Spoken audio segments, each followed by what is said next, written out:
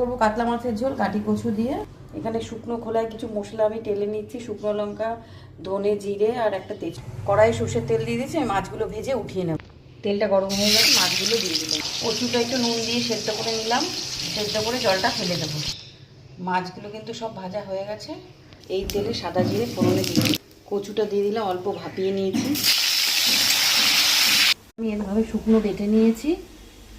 হলুদ দিয়ে দিলাম, একটু আদা বাটা, টমেটো, নুন, ভাজা মশলাটা বেশিক্ষণ কষাবো না, একটু নেড়ে চেড়ে জল দিয়ে দেবো। জল দিয়ে দিচ্ছি পরিমাণ মতো। ঝোলটা ফুটে এসছে, আমি মাছগুলো দিয়ে দেবো।